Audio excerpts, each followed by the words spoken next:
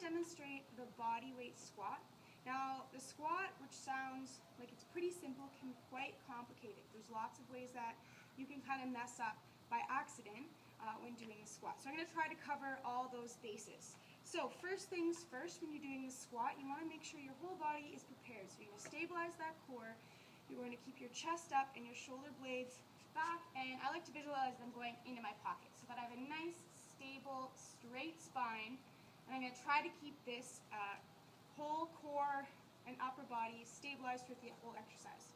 Next, with my core engaged, my feet are actually going to be slightly wider than hip width, and that's just for me. So there's a couple of videos out there, and they're going to show you, based on your body type, where you want to put your feet for optimal squat depth. So I can link some of those in the comments below. So for me, starting just a little bit wider than hip width, probably shoulder width, and my toes are not straight forward.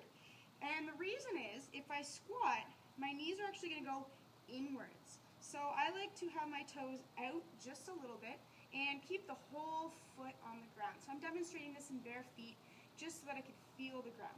So this way, when I squat, my knees are actually going to travel over top the middle of my toe. Okay, now, so I have stabilized my upper body, my core, my feet are in a good position. I'm just going to start with my hands either holding each other in front of me or in front of me, whatever is comfortable. And the first motion is actually going to be backwards. So I've got this little bench here, which is no higher than my knee, and it might even be a smidgen too low for the average person. But as I pull it forward, I have my starting position. My chest is up, my core is in, and I'm going to keep that back nice and straight, so I'm not going to round at any point. And my feet are slightly slayed out, and I'm feeling the whole ground, the whole foot. So now the first motion is backwards into a chair. So some people like to think a squat starts with the knees, but the squat actually starts with your hip bones going backwards. So to begin, for a beginner, I really want you to use some sort of chair, a bed, stairs, something so that you know and can feel that need to sit backwards in your chair. So if I start with my knees, I'm actually going to make them go forward, and I'm going to miss my chair. Okay, so first motion backwards is sitting into my chair, and you're just going to sit. So you know you're in a nice position when your ankles or your knees aren't too far over your toes. So I was in a good position there.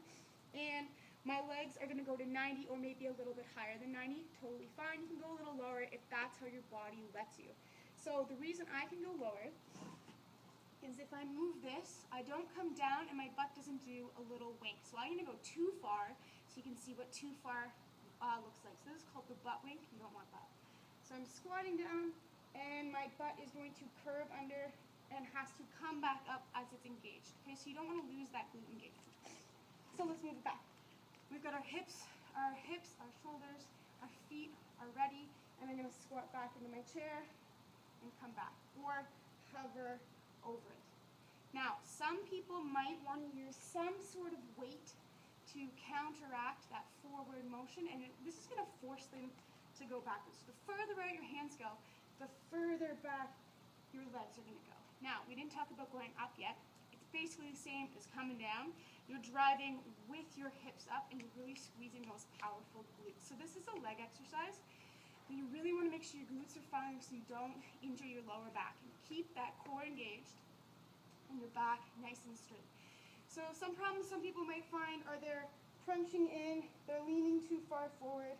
You're getting to that 90, but you don't want that. So you don't want to crunch. So keep your chest up, keep the weight, if you want to use a weight, out in front of you, and squat back into your chair and up. Pause a little bit and power up. So this is where you're getting those powerful muscles ready to do some power training later on in your training. Okay, so from the front, again, I've got my imaginary object. Do this with body weight, totally fine. Form is everything. Squat down, squat up.